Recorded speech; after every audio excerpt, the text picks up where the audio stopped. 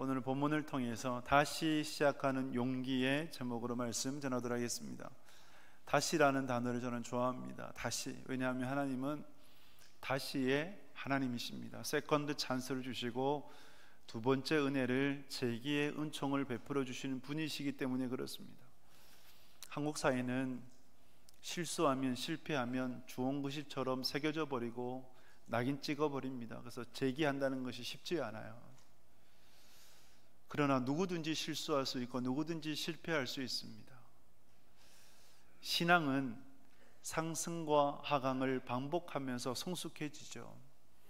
넘어짐이 있어야 일어섬도 있어요. 무너짐이 있어야 다시 세움도 있어요.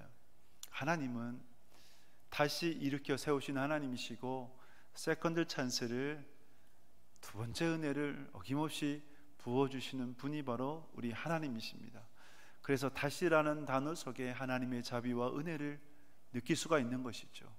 성경에는 세컨드 찬스의 이야기로 가득해요. 대표적으로 요나라고 할 수가 있겠죠. 요나가 하나님께서 요나에게 어디로 가라고 말씀하셨습니까? 어디로요? 니느웨로 가라고 하셨죠.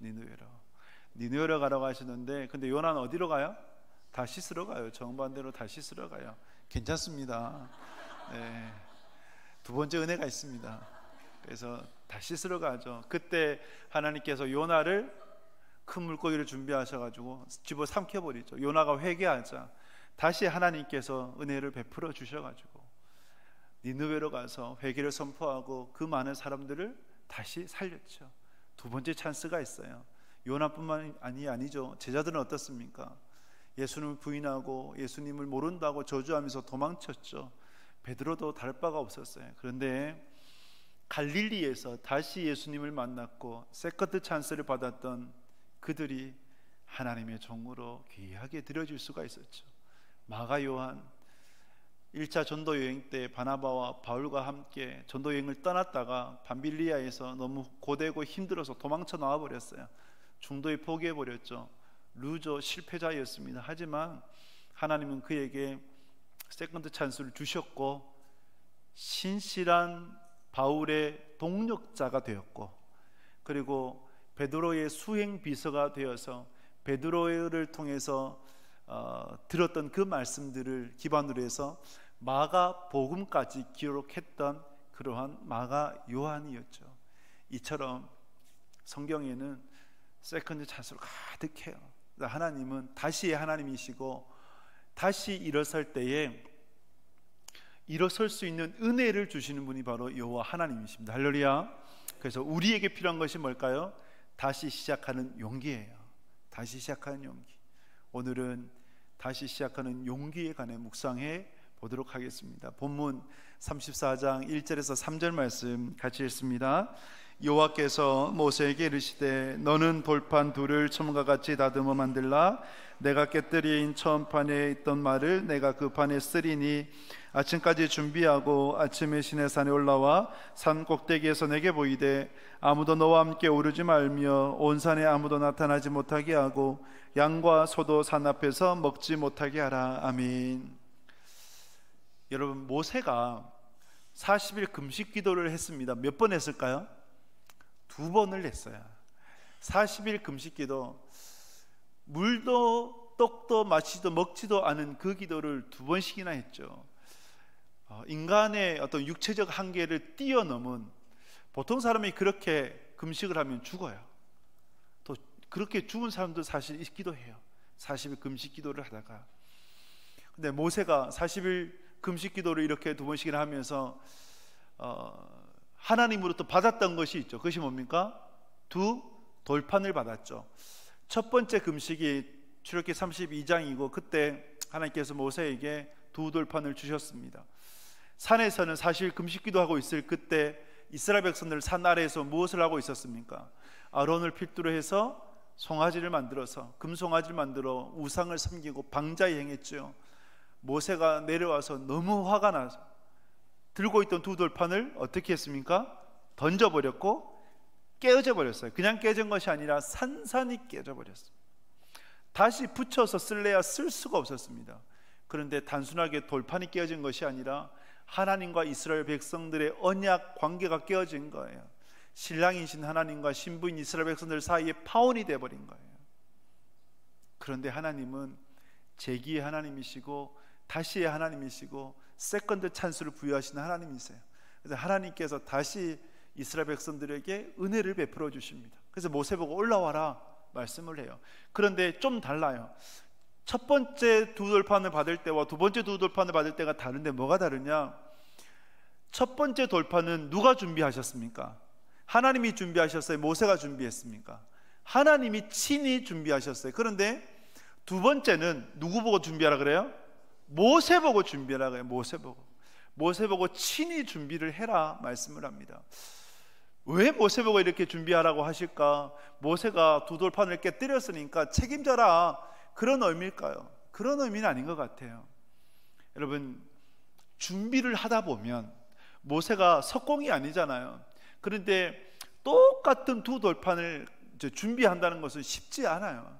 돌을 다듬어야 되고 그렇게 깎아 만들어야 되는데, 그런데 준비하는 과정 속에 하나님의 말씀을 더욱더 사모하게 되고 그 은혜를 사모하게 된다 그죠. 그러니까 준비의 은혜가 있어요. 수련회를 준비하다 보면 수련회의 은혜의 결판이 언제 날까요? 당일날 2박 3일 3박 4일 그때가 중요하기도 하지만 더 중요한 게 뭔지 아세요? 준비예요.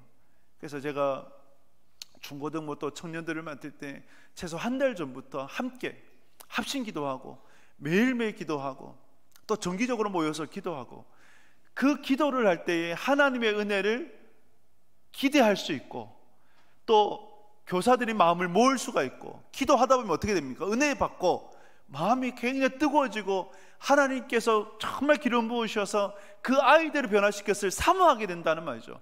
이 영향력이 어디로 흘러가요? 학생들에게로 흘러가게 되는 거예요. 그러면 함께 수련회에 온 집중을 할 수가 있고, 그때에 비로소 당일이 되면 퍼포스 같은 은혜를 하나님께서 부어주시게 되는 거죠. 준비의 은혜가 있어요. 여러분, 이 강단에서 이 30분 말씀 전하는 게 힘이 들까요? 일주일 내내 묵상하면서 준비하는 게 힘이 들까요? 준비가 더 어려워요. 물론 제가 여러분 저기 앉아 있을 때도 사실 두렵고 떨려요. 그래서 하나님께서 붙들어 주시기 기도합니다. 전하는 자에게는 학자의 혀를, 듣는 자에는 학자의 귀를 더해 주실 것을 기도해요. 그런데 일주일 내내 묵상하면서 일주일 내내 그렇게 말씀을 준비를 하는데, 여러분 이 과정 속에서, 과정이 중요한 거 아니겠습니까? 아무리 좋은 식재료가 있어도 그 요리를 잘못하면 안 되잖아요. 최상의 식재료라고 할 수 있는 말씀이 있어요. 근데 이 말씀을 정말 잘 요리해서 맛있게 여러분 상을 차려야 되는 거 아니에요? 그것이 뭡니까? 그것이 설교자가 맡은 사명이고 준비 아니겠어요? 그래서 기도하는 것이고, 여러분 이 강단에 설 때까지 혼자서 처음부터 끝까지 최소 2-3번 이상 독백을 해요.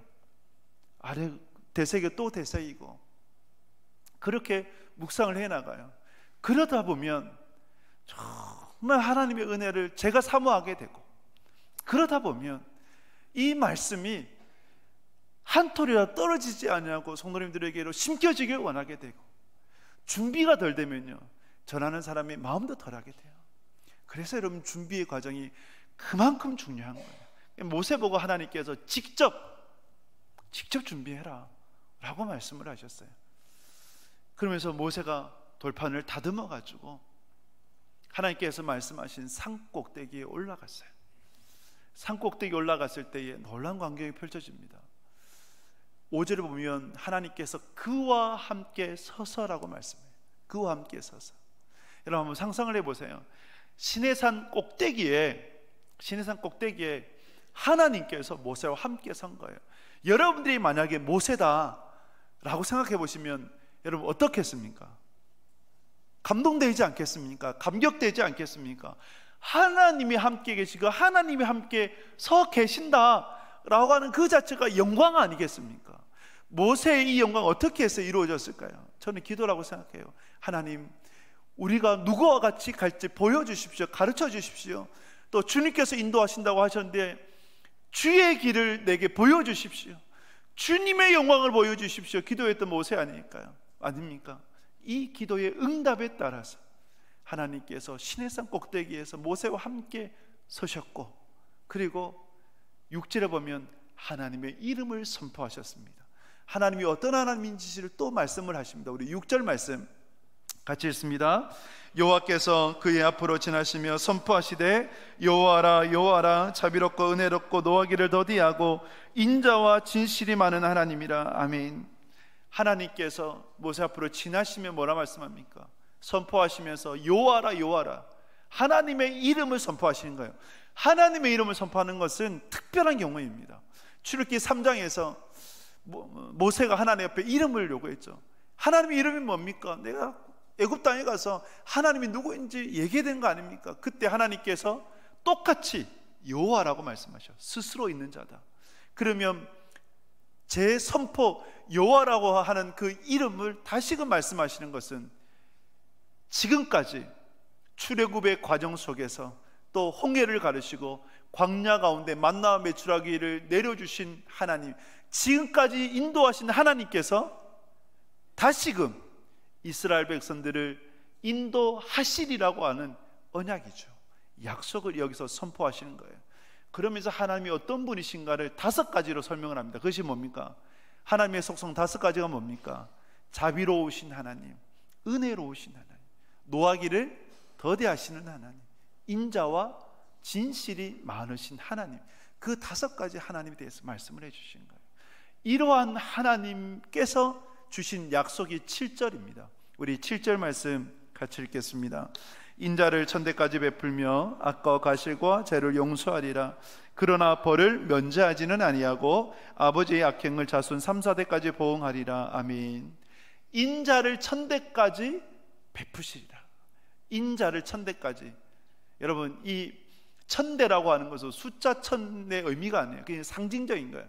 천은 영원성이에요. 그래서 인자를 천대까지 베푼다고 하는 것은 하나님의 인자, 자비롭고 은혜롭고 노하기를 더디하시고 그렇게 진실이 풍성하신 하나님께서 영원토록 베풀어 주신다. 할렐루야. 영원함이에요. 그러면서 악과 과실과 죄를 용서하리라. 악은 하나님의 관계를 깨뜨리는 죄, 과실은요 하나님 앞에서 실수, 하나님 앞에 넘어짐. 우리가 실수 있잖아요. 넘어짐이 있잖아요. 그 실수를 용서해 주시리라. 죄, 하나님의 계획에서 벗어난 하나님께서 원하시는 하나님의 뜻대로가 아닌 내 뜻대로 살아가려고 하는 그러한 행위들, 그것이 죄인 거죠. 이런 악과 과실과 죄를 용서해 주시리라. 그러나 말씀하여요. 그러나 그 범죄함의 가운데 아버지의 악행이 자손 3, 4대까지 보응하리라. 여러분, 이 의미 제가 몇 번 말씀을 드렸습니다. 연좌제가 아닙니다. 가계에 흐르는 저주가 아니에요. 영향력이에요. 여러분, 자식은 부모님의 무엇을 보면서 성장합니까? 자랍니까? 등을 보면서, 그림자를 보면서 자라나는 거 아니에요. 그러면 아버지의 영향력, 어머니의 영향력이 고스란히 누구에게 전해질까요? 자녀에게죠.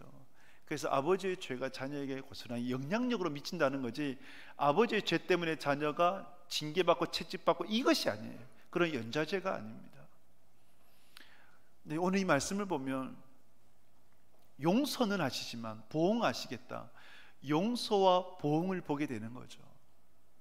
하나님은 죄를 용서하세요. 하지만 그 죄에 따라서 때로는 보응하시는 분이십니다. 그래서 공의의 하나님이 되시는 거죠. 다윗이 바세바를 범하고 우리아를 살해했죠. 이때 하나님께서 다윗을 용서해 주셨습니다. 바세바 사이에 태어났던 아들 솔로몬의 이름을 하나님께 뭐라고 부르셨습니까? 여디디야라고, 여호와께서 사랑하신 자라고 부르셨어요. 그런데 다윗의 죄는 용서하셨지만 보응이 뒤따랐어요. 다윗과 바세바 사이에 태어난 그 간음으로 태어난 아들 어떻게 되었습니까? 하나님께서 거두어 가셨어요. 그리고 다윗의 집에 다윗의 아내들이 백주대낮에 부끄러움을 당하게 되고, 그리고 다윗의 집안이 칼부림 나는, 아들과 아들이 서로 죽이게 되는, 그리고 아들이 그 딸을 강간하게 되는 그러한 일들. 여러분, 이 보응이라고 하는 것은 하나님은요 노하기를 더디하시는 하나님이세요. 하지만 수많은 범죄 가운데 하나님 그 참고 참으시다가 필요하시다 생각이 될 때 사람 막대가 인생 채찍을 들으셔서 그를 연단하시는 거죠. 보응은 하나님께서 다윗을 향한 사랑의 결과예요. 그래서 우리는 용서하시는 하나님도 있으시지만 보응하시는 하나님도 있으심을 우리는 생각을 하고 하나님 앞에서 두렵고 떨림으로 신앙해야 됩니다. 그것이 필요해요. 사랑의 하나님만 보면 안 돼요. 공의의 하나님을 봐야 돼요. 둘째 아들이 허랑방탕하게 지내다가 아버지께 돌아왔죠. 아버지께 돌아왔을 때 아버지가 어떻게 했습니까? 금이안양했죠. 받아줬어요. 안아줬어요. 아들의 지위를 회복했어요. 그런데 성경 보면 아들에게 다시 재산을 줬다는 말씀이 없죠. 그것을 보응이라고도 할 수 있어요. 은혜의 하나님이시지만 그러나 보응의 하나님도 되시니 여러분들 하나님 앞에서 두렵고 떨림으로 신앙하실 수 있기를 주님의 이름으로 축복합니다. 28절 말씀 같이 읽겠습니다. 모세가 여호와와 함께 40일 40야를 거기 있으면서 떡도 먹지 아니하였고 물도 마시지 아니하였으며 여호와께서는 언약의 말씀 곧 십계명을 그 판들에 기록하셨더라. 아멘. 두 번째 금식 기도입니다. 두 번째 금식 기도 때에 40일 금식 기도 때에 하나님께서 모세에게 두 번째 두 돌판을 새겨 주셨습니다. 이것이 뭘까요? 세컨드 찬스예요. 다시 주시는 은혜예요. 이스라엘 백성들과의 관계를 회복시켜 주시겠다, 내가 직접 이스라엘 백성들을 인도해 주겠다라고 하시는 약속의 말씀이에요. 그래서 하나님은요 다시의 하나님이세요. 세컨드 찬스를 다시 은혜를 베풀어 주시는 하나님이십니다. 그러면 이스라엘 백성들에게 뭐가 필요할까요? 모세에게는 어떤 신앙이 필요할까요? 다시 시작하는 용기가 있어야 됩니다. 할렐루야. 다시 시작하는 용기. 우리에게도 마찬가지죠. 우리가 쓰러질 때도 있어요. 넘어질 때도 있어요. 실패도 있고 실수도 있어요. 악도 있고 죄도 있고 과실도 있어요. 그러나 주홍 글씨처럼 새겨져 낙인 찍혀버리는 것이 아니에요. 하나님은 절대 낙인 안 찍으세요. 주홍 글씨 안 새기세요. 하나님은 다시 주세요. 세컨드 찬스를 주세요. 그래서 우리에게 필요한 것은 다시 시작하는 용기예요. 어떤 다시 시작하는 용기가 필요할까요? 오늘 본문을 통해서 몇 가지를 보면 34장 1절을 다시 한번 읽도록 하겠습니다. 34장 1절입니다. 여호와께서 모세에게 이르시되 너는 돌판 둘을 처음과 같이 다듬어 만들라. 내가 깨뜨린 처음 판에 있던 말을 내가 그 판에 쓰리니. 아멘. 하나님께서 다시 언약을 세우시면서, 즉 세컨드 찬스를 주시면서 모세에게 요구하신 것이 있습니다. 세 가지 요구하신 것은 모세 보고 직접 두 돌판을 준비해라. 또 새벽에 아침에 산꼭대기에 올라와서 내게 보여라. 그리고 혼자 올라와라 라고 말씀을 하셨어요. 그래서 모세는 직접 두 돌판을 준비를 했습니다. 이것을 우리에게 적용을 해보면 모세가 직접 두 돌판을 준비한 것처럼 그러면 우리는 무엇을 준비해야 될까요? 모세와 같이 돌을 깎아야 될까요? 오늘은 돌에 안 새기죠. 어디에 새깁니까? 종이에 새겨주죠. 그래서 성경 66권의 종이에 새겨졌는데 그러면 한 장 한 장을 준비하고 필사를 해서 우리가 적어야 될까요? 무엇을 준비해야 될까요? 모세가 두 돌판을 준비했다면, 다시 두 돌판을 준비했다면 우리에게 필요한 것이 무엇인가 할 때에 고린도서 3장 3절에서 우리에게 말씀합니다. 3장 3절 같이 읽습니다. 너희는 우리로 말미암아 나타난 그리스도의 편지니 이는 먹으로 쓴 것이 아니요 오직 살아계신 하나님의 영으로 쓴 것이며 또 돌판에 쓴 것이 아니요 오직 육의 마음판에 쓴 것이라. 아멘. 모세를 통해서 두 돌판에 기록을 했다면 오늘날 우리에게는요 우리의 마음판에 기록을 해야 됩니다. 할렐루야. 마음판을 준비해야 되는 거예요. 여러분들의 마음을 옥토로 만들어야 되는 거예요. 여러분들 베레아 성도들 같이 정말 말씀을 향해서 사모하고 그 말씀이 어떠한가를 늘 묵상하며 말씀 따라 살아가기를 힘쓰는 그러한 복된 성도 여러분들이 꼭 되실 수 있기를 축복합니다. 성도는요 말씀을 마음에 새겨야 살아요. 말씀을 들어야 살아요. 말씀을 들어야 여러분 숨통이 트여져요. 어떤 여성이 있었어요. 그 이제 청년 여성이 서울대에 나왔는데 그래서 집안을 보고 남편의 직업을 보고 결혼을 했어요. 좋은 장로 집안에, 그리고 남편은 의사였어요. 그래서 이제 결혼을 했죠. 배경을 보고 결혼한 거예요. 그런데 여왕처럼 살아갈 줄 알았는데 결혼하고 보니 시녀 하녀처럼 살았대요. 돈이 있어도 돈을 쓸 수 없는, 그래서 시녀처럼 막 부려먹는 그러한 집안이었던 거예요. 그런데 더 큰 일이 벌어져 버렸어요. 의사 남편이 이제 30대에 죽어버렸어요. 누구를 원망할까요? 시댁에서는 며느리를 원망해요. 또 친정은요, 따스한가? 아니, 받아주질 않아요. 안아주질 않아요. 도저히 살아갈 수 없는, 숨을 쉴 수가 없었대요. 그래서 집안 보고 남편의 직업 보고 결혼한 그 죄악들을 하나님 앞에서 철저하게 회개하고, 그래서 이 여인이 살려고 뭘 했냐면 말씀을 묵상을 하는 거예요. 큐티를 했어요. 살려고. 근데 말씀을 보고 묵상을 하는데, 지금 이 상황이, 이 고난이 말씀으로 해석이 되니까, 그리스도를 통해서 해석이 되니까 하나님의 뜻을 알게 되고, 하나님의 뜻을 아니까 숨통이 트여졌대요. 하나님께서 주신 은혜가 컸대요. 살아갈 힘을 얻게 된 거예요. 죽을 뻔했는데 말씀으로 다시 살아가게 되니까 이 받은 은혜는 나 혼자만 알 수 없다고 해서 그 집에서 큐티 모임을 가졌대요. 큐티 모임을 갖고 오전에도 갖고 오후에도 갖고 저녁에도 갖고, 그런데 이렇게 시작한 모임이 하나하나의 모임이 열 몇 개, 수 몇 개가 되었대요. 그게 도저히 집안에서 할 수가 없어서 건물을 얻어서 하게 되고, 그래서 여러분 목사 안수까지 받고, 그 여성이 그 여자 목사가 되셨어요. 그 지금 목회를 해요. 이분이 누구 이야기냐면 김양재 목사님, 우리들 교회 이야기고, 지금 그 교회가 10,000명 이상 모여요. 살려고 말씀 묵상하고 살려고 만판의 말씀을 새기니 영도 살고 육도 살게 되는 은혜를 받았죠. 성도는 그렇습니다. 하나님의 말씀을 들어야 살아요.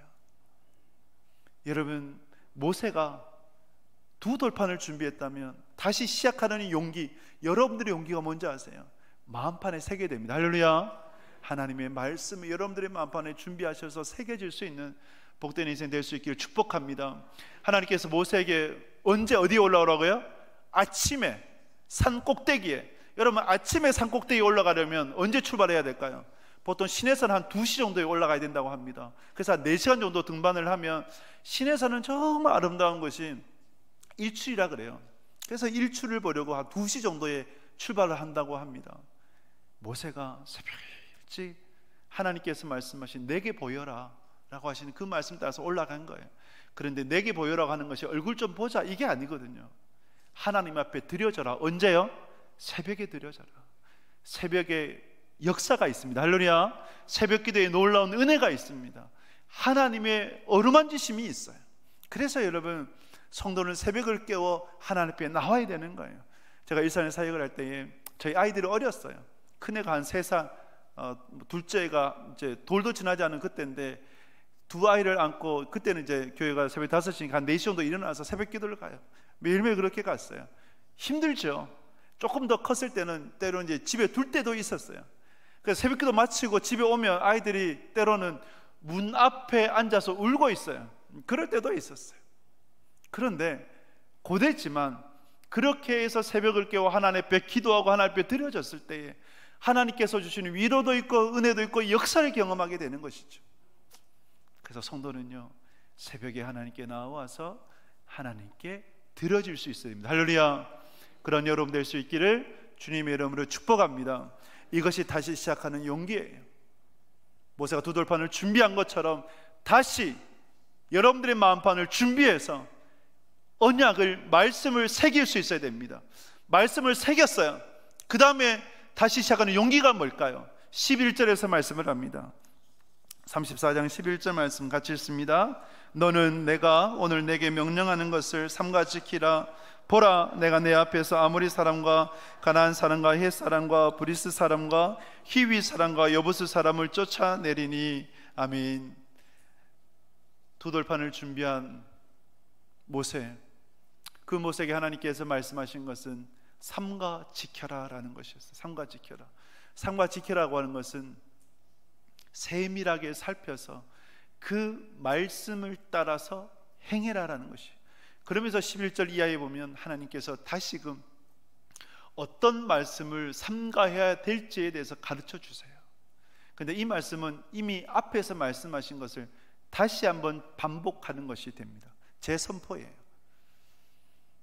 하나님께서 모세를 통해서 이스라엘 백성들에게 주신 말씀은 가나안 원주민들과 언약을 맺지 마라, 가나안 사람들과 이방인들과 혼인하지 마라. 여러분, 혼인이라고 하는 것이 단순하게 남녀의 결혼이 아니잖아요. 집안과 집안이고, 그 당시 때는 신들을 모셔오는 거예요.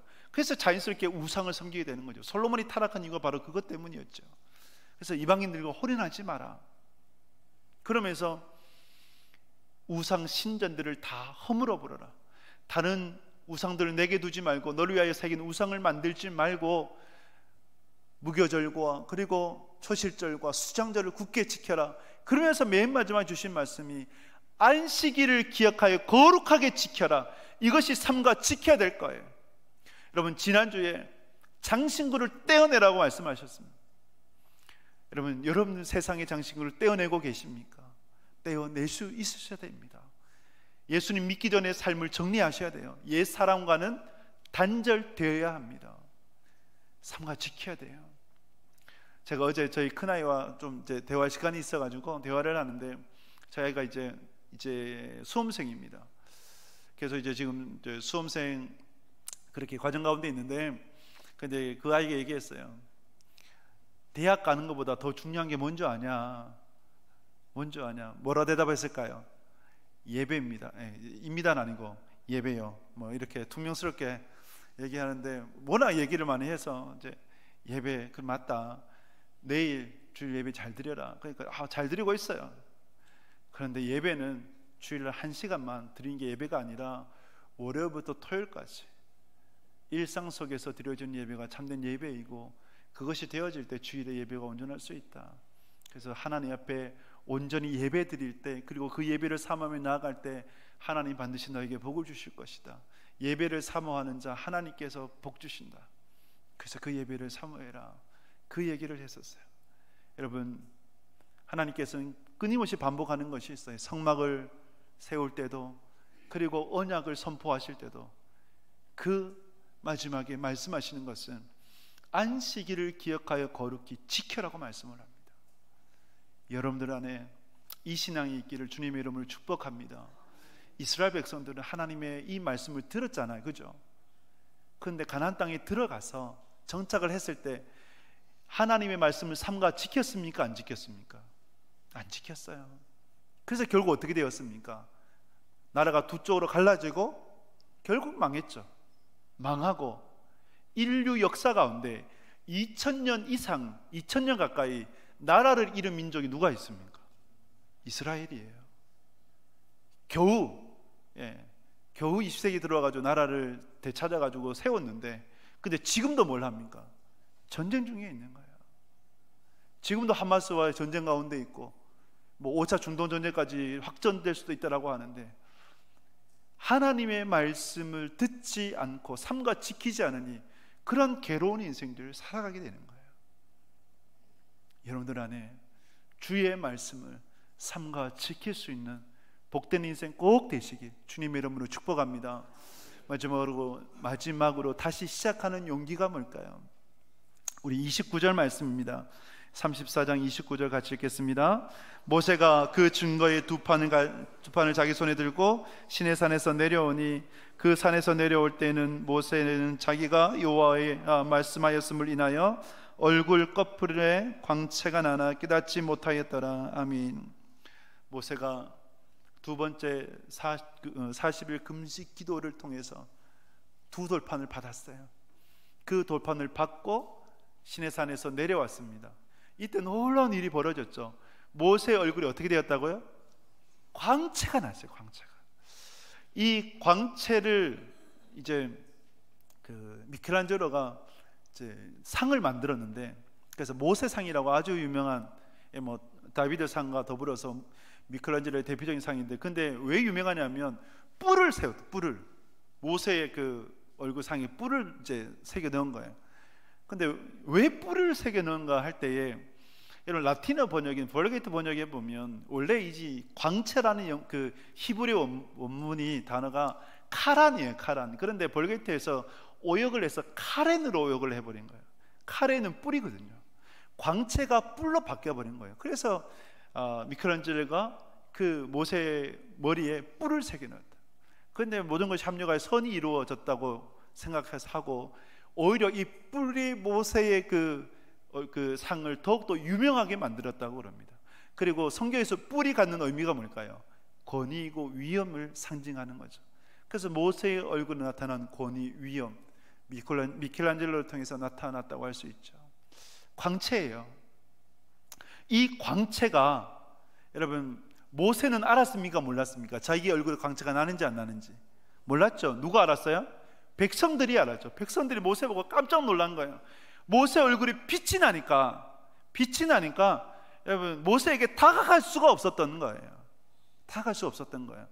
여러분, 하나님 앞에 은혜를 받으면 그 은혜 받았다고 하는 것이 나보다 누가 더 잘 알까요? 내 주변 사람들이 더 잘 알아요. 그런 이제 일화가 있어요. D.L. 모디 목사님의 제자들이 기도원에서 열심히 기도하고 40일 금식 기도까지는 아니지만 열심히 기도하고 내려왔어요. 그래서 이제 목사님께 물었대요. 우리 얼굴에 광채가 나지 않습니까? 물으니까 목사님이 뭐라 했을까요? 그 광채는 네가 보는 게 아니다, 다른 사람이 보는 거야 라고 했다고 합니다. 여러분, 여러분들의 얼굴에 광채가 날 수 있기를 축복합니다. 은혜 받은 은혜의 얼굴이 가득하길 바라요. 그러기 위해서 여러분들 스스로 나 은혜 받았어, 이것이 아니라 누가 알아야 돼요? 누가 알아줘야 돼요? 내 옆에 있는 사람, 특별히 믿지 않는 남편이 있다면, 믿지 않는 아내가 있다면, 자식이 있다면 그들이 알아봐줘야 되는 겁니다. 할렐루야. 네, 예수를 믿으니까 이렇게 변화되는구나 라고 하는 거. 그래서 이제 우리 교회 뭐 새가족 분들의 이제 이런저런 얘기 들어보면, 우리 성도님들 얼굴 보면 참 광채까지는 아닌데, 광채는 아니에요. 광채는 아닌데 그 얼굴에 정말 은혜가 있대요. 할렐루야. 제 얘기 아니에요. 제 얘기 아니고 성도 새가족 분들이 그러세요. 그리고 새가족 분들 중에 한 분은 등록을 하고 우리 교회에 와서 신앙생활 해나가는데 아내가 너무 좋아한대요. 불신자 아내가. 왜냐하면 그 생활이 바뀌어지니까. 그것이 은혜 아니겠어요? 이렇게 모세가 그 얼굴에 광채가 뿜어져 나왔어요. 여러분, 이 모세의 얼굴에 뿜어져 나온 광채를 보면서 우리는 무엇을 봐야 될까요? 우리가 여기서 바라봐야 되는, 얻어야 되는 다시 시작하는 용기가 뭘까요? 백성들처럼 두려워서 다가가지 못해야 될까요? 아니면 무엇을 우리가 붙잡고 무엇을 바라보며 나가야 되겠습니까? 모세의 얼굴에서 뿜어져 나오는 광채는 예수 그리스도를 예표하는 겁니다. 예수님은 영광 그 자체셨어요. 말씀이 육신되어 우리 가운데 오셨죠. 그 영광이, 은혜와 진리가, 독생자의 영광이 충만했어요. 예수님께서 제자 셋, 베드로와 야고보, 요한 형제를 데리고 산에 올라갔죠. 높은 산에 올라갔는데 그곳에서 예수님이 변형되셨어요. 영광으로 가득했어요. 얼마나 영광으로 가득했던지 베드로가 뭐라 얘기합니까? 여기가 좋사오니 초목셋을 지고 영원토록 삽시다라고 할 정도로 그렇게 여러분 사모했던, 그렇게 좋았던 그때 예수님은 영광 그 자체예요. 그러므로 여러분, 모세의 광채를 우리가 주목하며 결국 우리가 바라봐야 될 분은 예수 그리스도인 것입니다. 히브리서 12장 2절에서 말씀을 합니다. 12장 2절 말씀 같이 읽겠습니다. 믿음의 주여 또 온전하게 하신 이인 예수를 바라보자. 그는 그 앞에 있는 기쁨을 위하여 십자가를 참으사 부끄러움을 개의치 아니하시더니 하나님 보좌 우편에 앉으셨느니라. 아멘. 믿음의 주가 되시고 우리를 온전케 하시는 분이신 예수님을 바라봐야 됩니다. 예수님을 바라보면 그 예수님께서 십자가의 부끄러움을 개의치 않으시고 참으셔서 하나님의 영광스러운 보좌 우편에 앉으시게 되셨죠. 우리가 믿음의 주가 되시고 온전케 하신 예수를 바라보면 예수님이 누렸던 그 영광을 누구도 누려요? 우리도, 여러분도 누리게 될 줄 믿습니다. 예수님은 못 안아주실 분이 없어요. 품지 못할 죄가 없으세요. 누구든지 환난당한 자, 빚진 자, 원통한 자 누구든지 안아주실 수 있는 분이세요. 그러므로 우리는 예수 그리스도를 바라봐야 되는 거예요. 강원도 도매산골에 한 목사님 목회를 하세요. 그 목사님 서재에 한 꼬마 아이가 들어왔어요. 처음 보면 손녀인 줄 알아요. 손녀라고 여겼는데 아빠라고 불러요. 손녀라고 해도 전혀 이상하지 않은 그림인데 아빠라고 부르니까 이 목사님 삶에 조금 인생에 굴곡이 많겠구나라고 느낄 정도로. 근데 이 목사님 젊었을 때에 좀 어지러운 삶을 살았고, 그래서 첫 번째 부인과는 이혼을 했대요. 그래서 두 번째 여인을 만나게 되고 지금의 사모님, 신실한 사모님 만나 진짜 사람이 됐대요. 사람이 되어서 은혜 받고 목사님이 된 거예요. 근데 세상은 또 교회는 때로 냉정하잖아요. 재혼한 목사님이 목회 인지를 찾는데 여러분 청빙이 잘 안 되겠죠. 청빙을 못 받았어요. 그래서 강원도 도매 산골에서 이제 청빙을 받아 목회를 시작을 했는데, 근데 교인들이 안 와요. 그 새로운 목사가 왔다 그러면 그래도 얼굴이를 한번 볼까 해서 올 텐데 안 오더래요. 몇 달이 지나도 안 오더래요. 근데 알고 보니까 소문이 쫙 퍼졌대요. 재혼한 목사래 좋은 것이 낙인을 찍어버린 거예요. 그거를 유심히 보던 한 여인이 있었대요. 그 여인이 누구냐? 무당이었대요. 이 무당이 교인들을 보는데 너무한 거예요. 어떻게 저렇게 의리도 없지 저렇게 배신할 수가 있냐, 이런 생각을 갖게 되고, 동종업종인 자기가, 동종업종이에요. 같은 신은 아니지만 어쨌든 신을 섬기잖아요. 그러니까 동종업종인 자기가 자기라도 도와줘야겠다 해서 교회 출석을 했대요. 자리를 지켜준 거예요. 무당 와서 놀랐겠죠, 목사님도. 그런데 또 안 오다가 한 분이라도 오면 반갑지 않아요. 그래서 이제 같이 예배를 드렸대요. 그런데 이 무당엔 또 뭐가 있습니까? 지성이면 감천이라고 하는 그런 꾸준함이 있는 거예요. 꾸준하게 예배에 나왔대요. 그런데 이 무당이 목사님의 말씀을 듣고 하나님의 말씀을 듣고 예수님을 만나게 된 거예요. 할렐루야. 변화된 거예요. 그래서 이 무당이 뭘 했을까요? 그 다음에 전도한 거예요. 집집마다 찾아다니면서 전도해요. 이 무당인 줄 알아요, 몰라요? 동네 사람들이 알죠. 교인들도 알죠. 교인들 중에서 무당도 변화돼가지고 저렇게 전도하는데 회개하고 다시 교회로 오게 되고, 그래서 교회가 세워졌다고 하는 그런 간증이 있어요. 재훈아 목사님에게 주신, 하나님께서 주신 세컨드 찬스예요. 그리고 무당에게 주신 세컨드 찬스이고, 결국 그 인생 교회 예수 그리스도를 통해서 세워지는 거죠. 그래서 여러분, 아무리 실수하고 실패해도 우리 주 예수 그리스도만을 바라보면 다시 시작하는 용기를 얻을 수가 있는 것입니다. 할렐루야. 그래서 우리는 믿음의 주가 되시고 우리를 온전케 하시는 예수 그리스도를 바라봐야 되는 것이에요. 그것이 진정한 다시 시작하는 용기가 되는 것입니다. 말씀을 맺습니다. 하나님은 다시의 하나님이십니다. 세컨드 찬스의 하나님이시고 재기의 은혜를 베풀어 주시는 하나님이십니다. 이스라엘 백성들 큰 죄를 범했죠. 그러나 그 악과 가시와 죄를 용서해 주시면서 다시 세컨드 찬스를 부여하신, 그래서 두 번째 돌판을 다시 새겨주신 하나님이십니다. 이스라엘 백성들이 필요한 것은 시작하는 용기예요. 다시 시작하는 용기. 우리도 마찬가지예요.